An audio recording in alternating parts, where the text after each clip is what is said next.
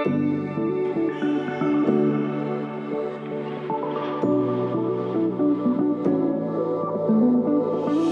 everyone, and welcome to the Missing Link for SLP's podcast. I'm Maddie, and you are listening to an episode in our podcast series, Oh, the Places You Will Go, an SLP Spotlight, where I get to interview speech pathologists who have interesting positions in our field, from the very basic to the most interesting spots, places, people they work with, and all of that in between. I get to have the fun of just chatting with these SLPs, finding out what they do, how they got their jobs, and any words of advice they have for other SLPs. So listen as we explore all the wonderful things an SLP can do.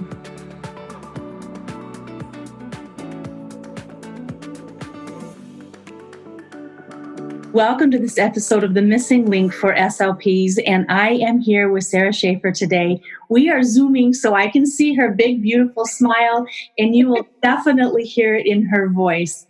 Sarah and I work together as faculty at St. Cloud State University, and she is like my go-to resource for anything school system related.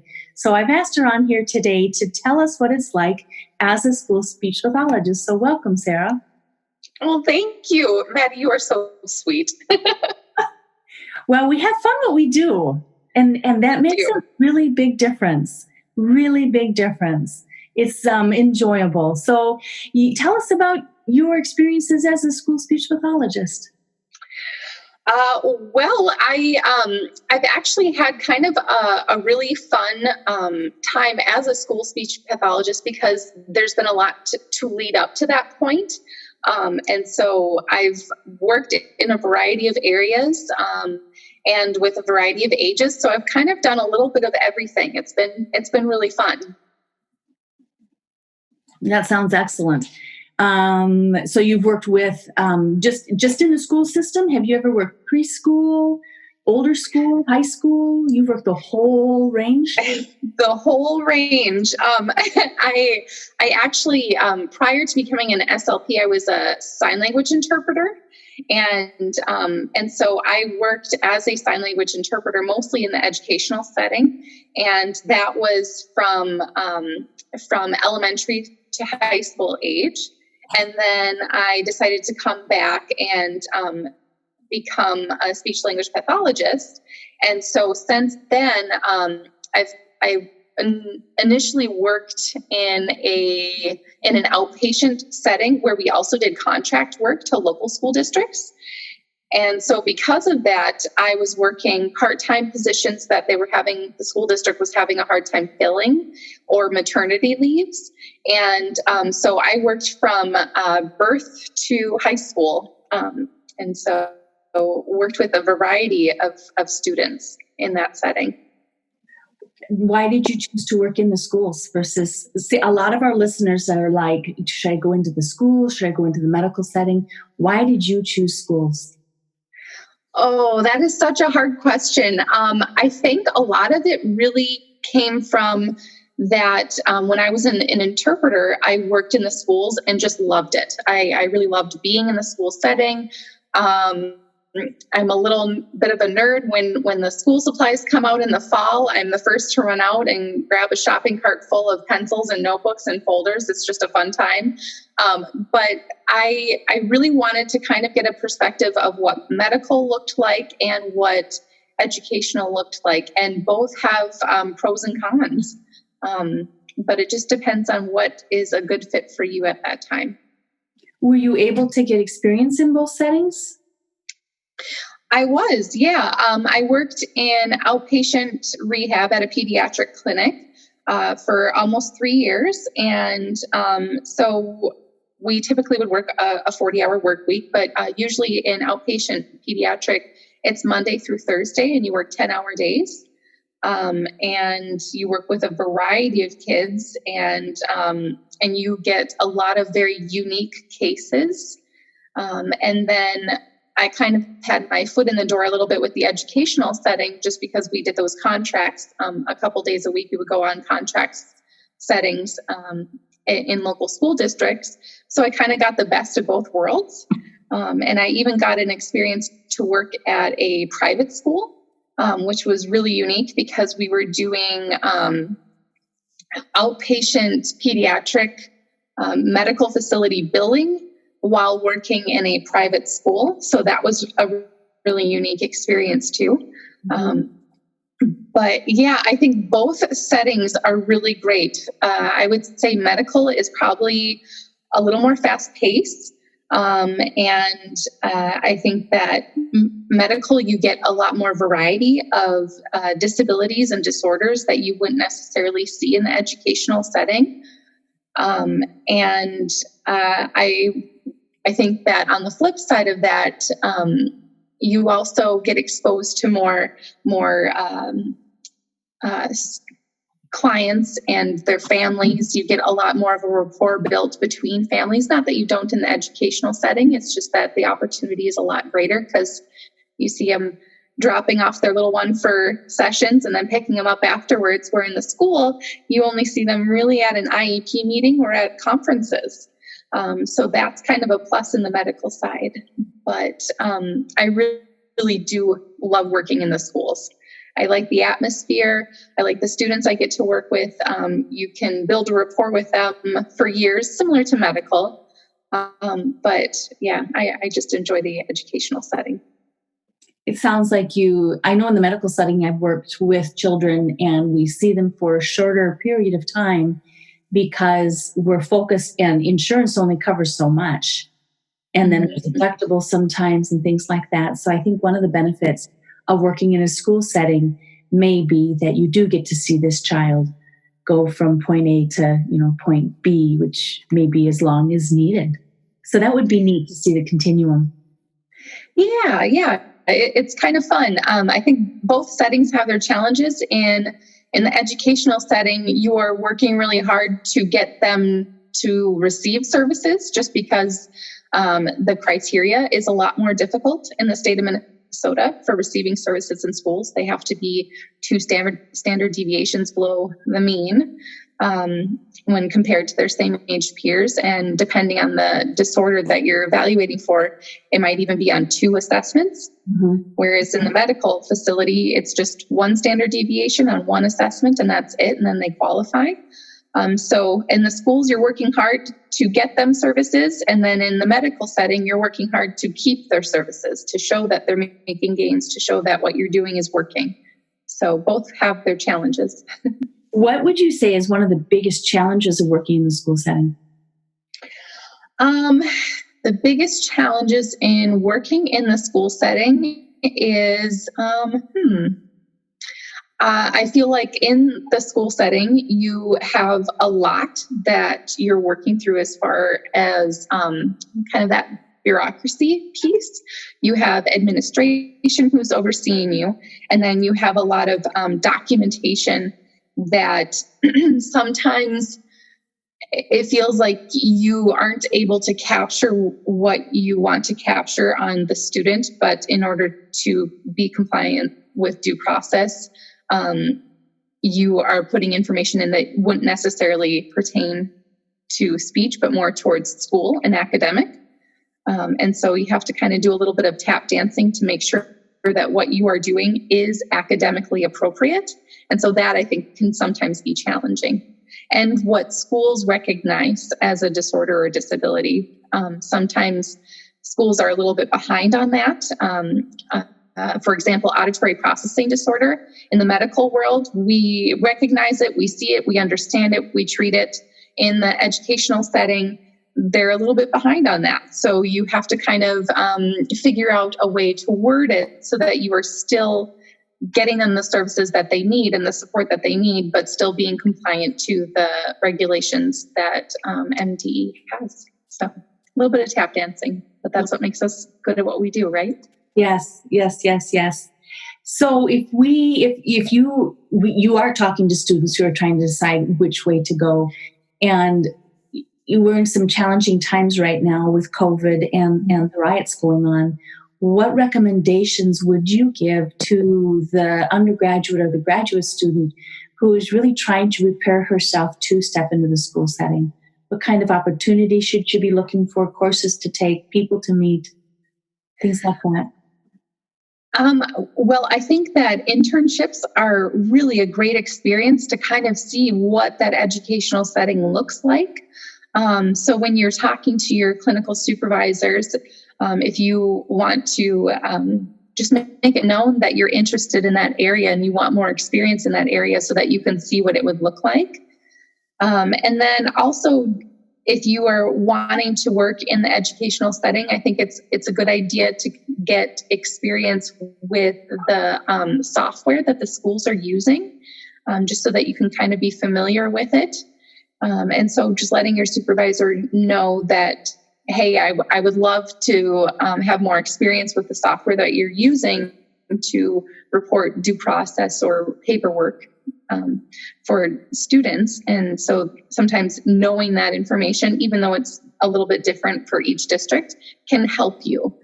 Just because learning different ways to report stuff is really helpful. Everybody does it just a tiny bit differently, and kind of learning some fast ways to do things or efficient ways to report different disorders and disabilities is really helpful in your career. Excellent. Excellent. So take us through a typical day in your school. How does it roll out? Who do you work with? Who are members on your team? Well, I'm really lucky. I get to work with a lot of different people on my team. I work obviously with administration, so that would be the principal and assistant principal. And then I also work with another speech pathologist at my school. And so we tend to team a lot. And something that I think students should know is that everybody has their niche. Some people are really good at one thing and maybe not so good at another, but they might be working with a person who is the opposite. And so just knowing that you don't have to be 100% accurate all the time in every single area. But if you find an area that you're really good at, that you let your team know that, hey, this is the area that I really am good at. And people will validate it and use that. And if you don't know an area, that's an opportunity to reach out to your team and ask them their opinion and their advice, because more than likely someone on your team has had more experience and can offer some really great advice to what you can do to be more supportive to your student. But getting back to your question of who I would work with, I work with special ed teachers. I work with reading and math interventionists. I work with OT or occupational therapists and physical therapists, psychologists, counselors, social workers. There's a lot of people, vision and hearing loss, deaf and hard of hearing teachers. So I'm lucky I get to work with a lot, but more specifically within my day, I typically work with special ed teachers and regular ed classroom teachers. And then I also work with what's called a DCD teacher. So that's developmentally and cognitively delayed students. I get to work with that classroom, and the teacher of that classroom and I work hand in hand, and we tend to team teach together. So if he has a topic that he wants to work on for that week, then I find speech-related activities that work within that topic, so that we're working together to just kind of cover more ground. There's that academic piece again, to make sure that my speech is functional. What I'm providing for speech therapy is functional towards that academics. And then I also work with an EBD teacher, so that's emotional behavioral disorder.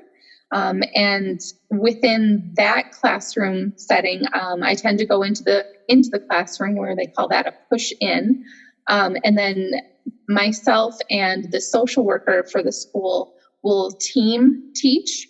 And that's where I provide my speech therapy, and she provides her social emotional support, and we work together on different concepts. So I bring the communication side of it and how to work through some of the nonverbal pieces within communication or figurative language, and then she works with how to regulate those behaviors and how to be socially appropriate in a variety of settings. So we work together on a lot of concepts because it just seems to work well for our students, and it's great to be able to team teach the more the merrier.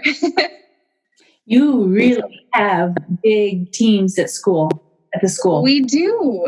You do. Yeah. Not realize there was all that depth. In the outpatient setting where we work with kids, we'll work with physical therapists, occupational therapists, some other therapists maybe, but normally our clinic is just primarily PTOTST. Very, very, very different. Very different. Yeah. And, when I worked in outpatient, it was the same. It was PT-OTST. Right. And that was really fun too, because I feel like occupational therapy and physical therapy in the medical side of things is not the same as the educational side. I feel like there's a lot more that they can tackle on the medical side than the educational.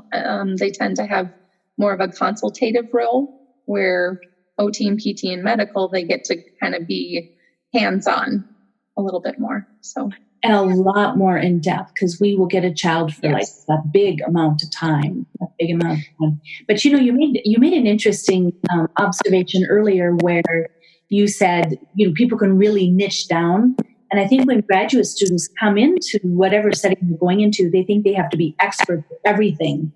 And they're not, because when you take the practice, you have to know like everything. And when you start practicing, you do really get to say, I really want to learn more about autism or AAC or, whatever. So think maybe this is a common for the students, but as you begin to think of where you go, really think about what you want to do. What passions do you want to work with? What disorders do you really see yourself getting excited about?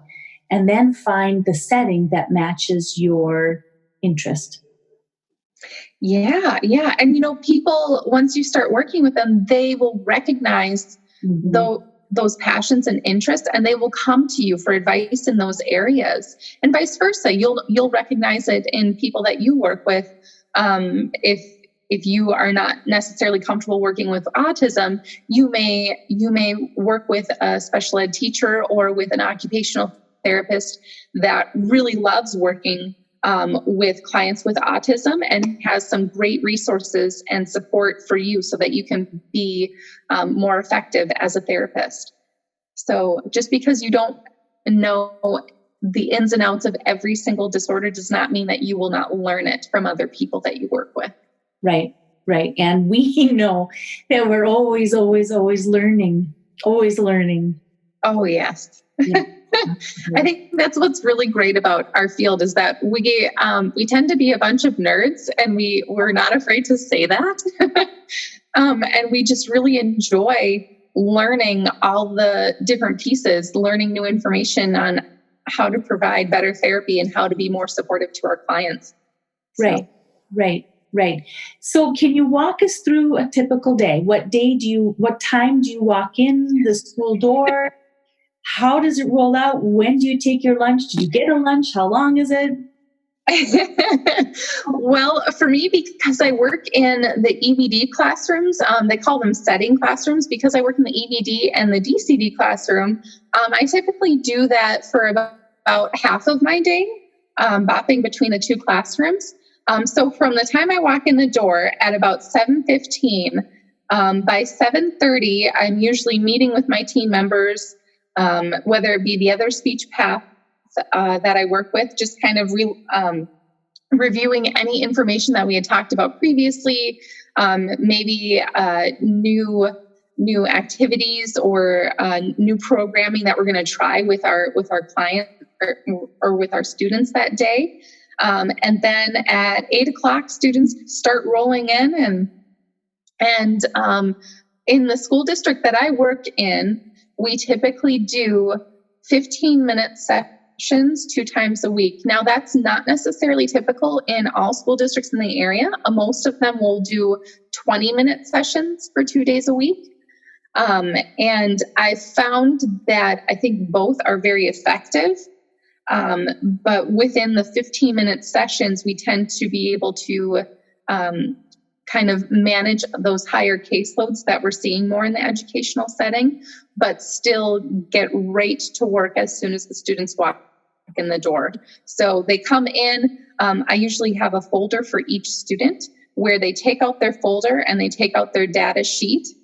They hand it to me. I look at what they worked on the previous day. And then I usually have some sort of game that I used with all of my students for that day. And then I just cater it depending on what their needs are. So if I'm playing, let's say, Candyland, that's a speech path go-to.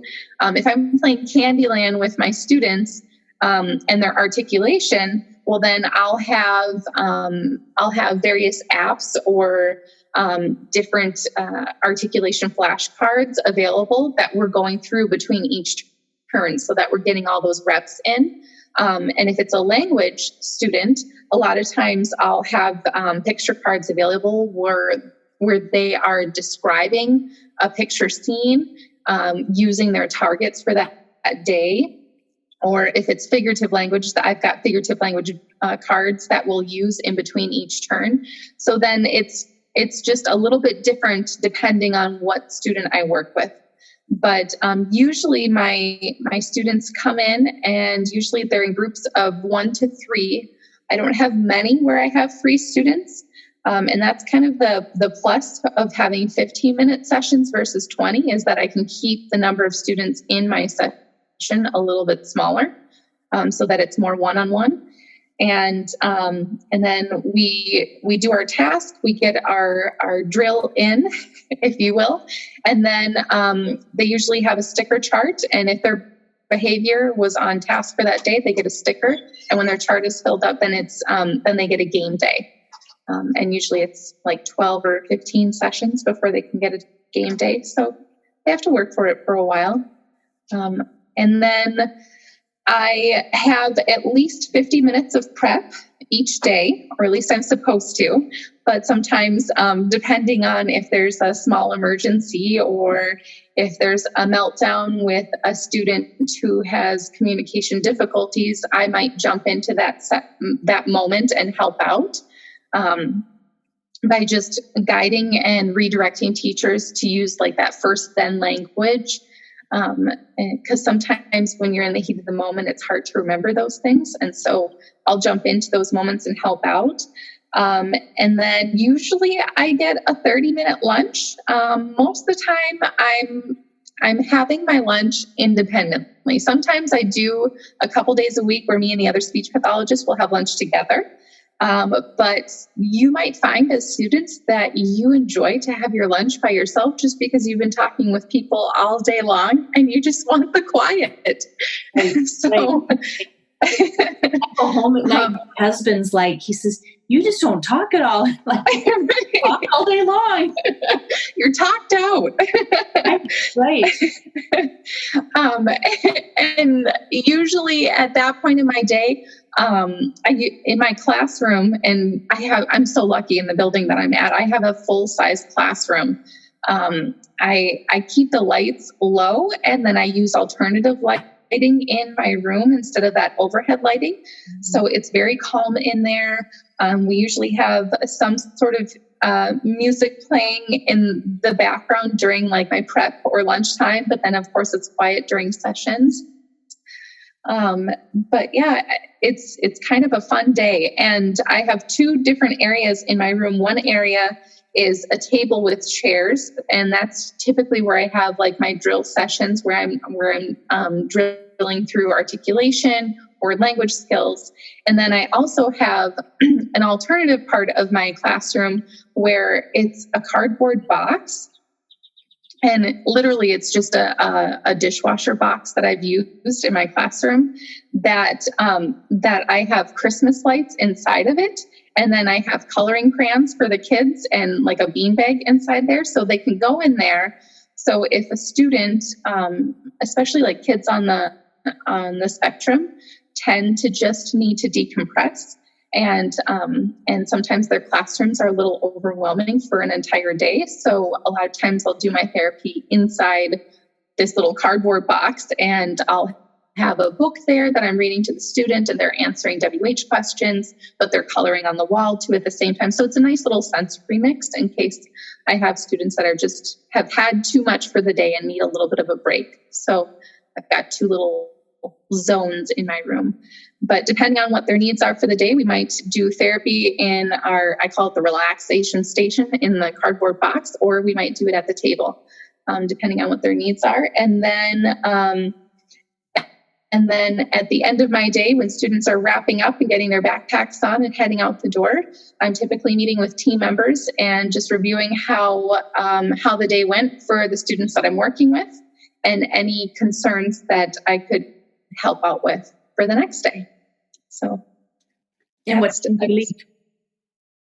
I typically try to leave at about 3:15, usually. Now, when we have conferences, typically we're supposed to report on all of our students and write progress notes for each student that we send out with their grades to their family members. So those days I might stay a little bit later just to get some more due process done, or if I have multiple evaluations going on, sometimes I'll stay a little bit later.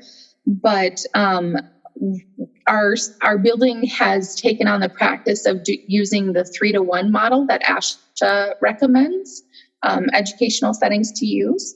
And that's 3 weeks of direct service and 1 week of indirect. So that's me going into classrooms during a week for all of my students, and touching base with family members or classroom teachers to see how they're doing and using their speech skills within other environments.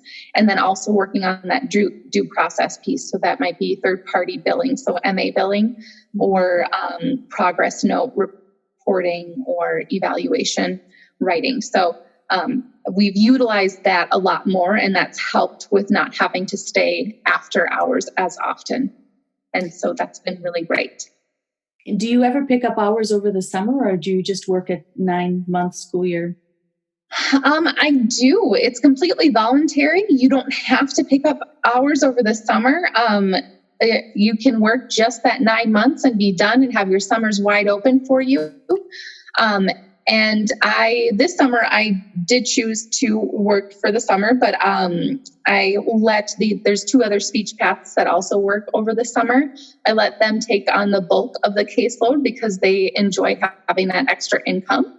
And then I'm just kind of the overflow. If they have too many students, then I take the overflow. So it's nice. I usually work just 2 days a week from like 8 to noon.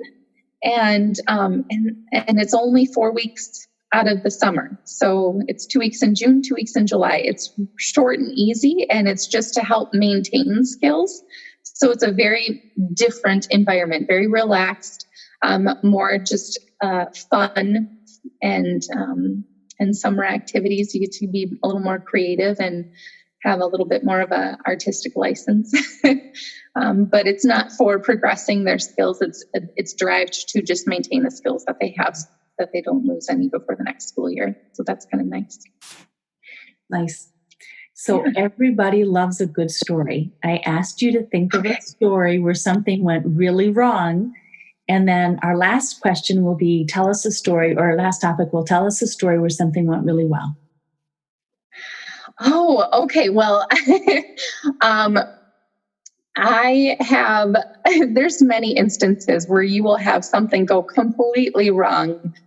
And one of my favorite stories is when I was working with a student who happened to be afraid of being kidnapped. They were very, very much afraid. It was an original fear. I hadn't worked with any student or client who had that fear previously, so it was kind of a unique experience for me. And within that experience, the student also had difficulty seeing. And so I was walking with them down the hallway, and they saw an adult coming that they did not recognize, and they fled. They ran and literally yelled, "Stranger danger." And so they took off running down the hallways, And again, they could not see the greatest, so we were concerned on many levels about if they were to trip and fall or run into something. And so it was myself and a couple other teachers and paraprofessionals that were trying to track this student down and figure out where they had ran off to. And of course, that day I had worn heels, so running was a little bit of a tricky option for me.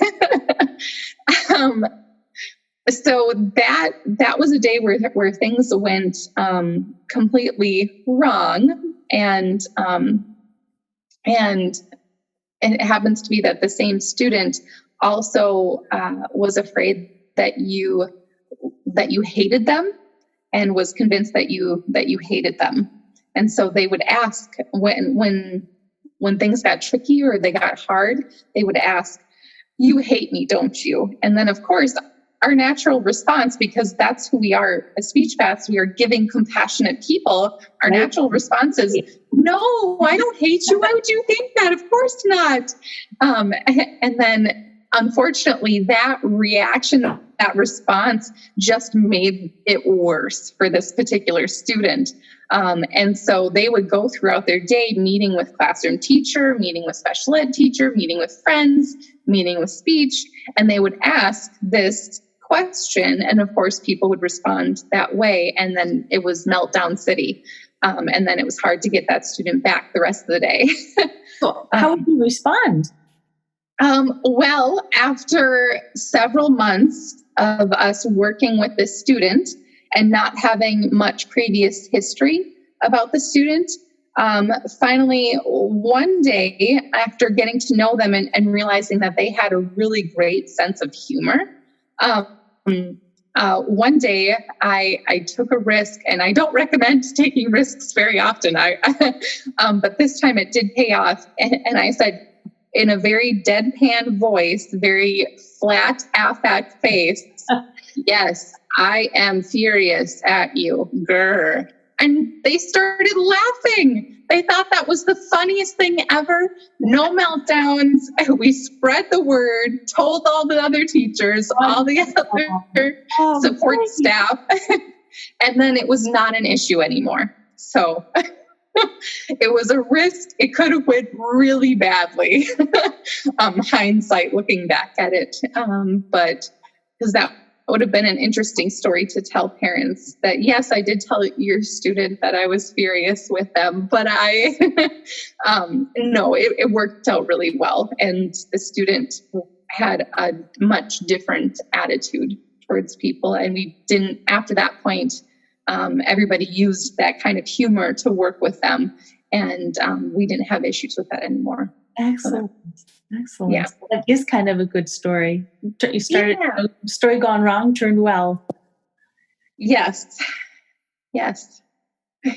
You just never know. I mean, some of what you're working with, you really have to trust your gut. You have to trust your instinct. And you have to be willing to be observant of what your client needs. Because every client is different. Every client comes with an experience and a story and a home life that might be affecting what's happening in that moment. And you have to understand that and be respectful of that, and just take that into consideration when you're working with them, that they might need something a little different from you than what you were initially expecting, more than just flashcards, because this job is much more than just flashcards. Right. Do you have a story you can share with us where you thought, this is why I do what I do?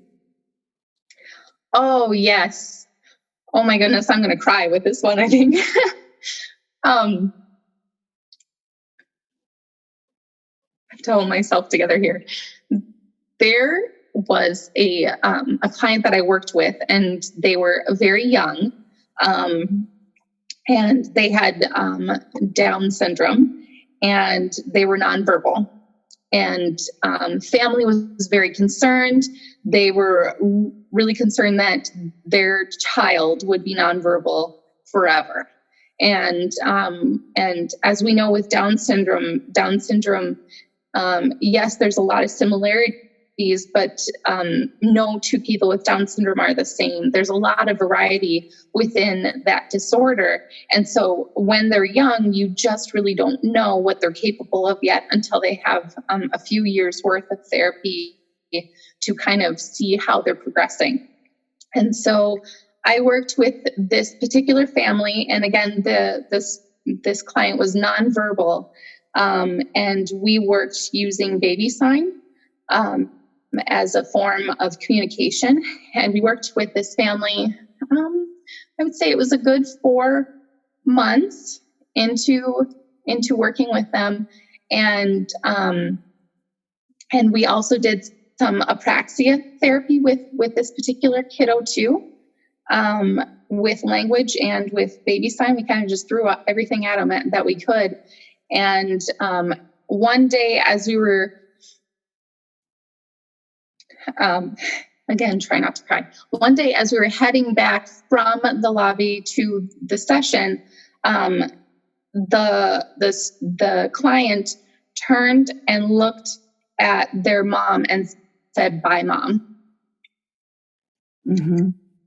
And that was, the mom just cried and cried because that was one of the first times that she had ever communicated to her mom. And we had practiced doing it every session, going from every lobby session to our back room. Every time we would turn and say bye to Mom, and usually we would get a wave. But one day she said, "Bye, Mom," and that was the best. Thanks for sharing that. I think there's many of us speech pathologists who tear up easily when we talk about our success stories and why we do what we do. We believe that communication is so powerful and so necessary. And something as simple as a child reaching to a parent, "Bye, Mom," or those have been some of my best stories when I've worked in the pediatric clinic, outpatient clinics, where a child has said something to a parent. And that is like, a parent will wait and wait and wait for years for that child to be able to do that. And we help. Yeah. And it's something as simple as bye that Mm-hmm. we take for granted, without meaning to. And so when a parent is able to hear that from their child for the first time, it's just so powerful. And then it just reminds you why you got into this field, why you're doing what you're doing. And it makes all those moments that are kind of a struggle, it makes it all worth it. Right. And it just makes you work harder moving forward. And it also helps to validate that, yes, what I'm doing is exactly what needs to be done. This is working. Right. And so it's just a lot of really great stuff. Right. Excellent. Any final words of wisdom for the speech pathologist? Final words of wisdom. I would just say be open and open to new experiences, open to working in a setting that you never thought you would work in, and with a population you never thought you would work with. Because you might just find that you absolutely love a place that you never knew existed. Well, thank you for bringing your passion, your joy, your love for what we do. I can see your face, but I also feel your heart. So, and that's why I do what I do with these podcasts. Because this is exactly the message I want to get out for people to hear. So thank you for your time. Absolutely. And thank you, Maddie, for inviting me. This has been wonderful.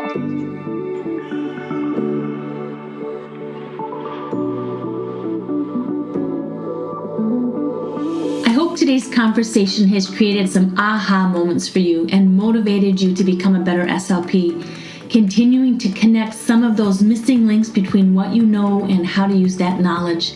Thank you for downloading the Missing Link for SLP's podcast. And if you enjoyed the show, I'd love you to subscribe, rate it, and leave a short review. Also, please share an episode with a friend. Together we can raise awareness and help more SLPs find and connect those missing links and get the information needed to help them feel confident in their patient care every step of the way. Follow me on Instagram and join the Fresh SLP community on Facebook. Show notes are always available, so come learn more at freshslp.com. Let's make those connections. You got this.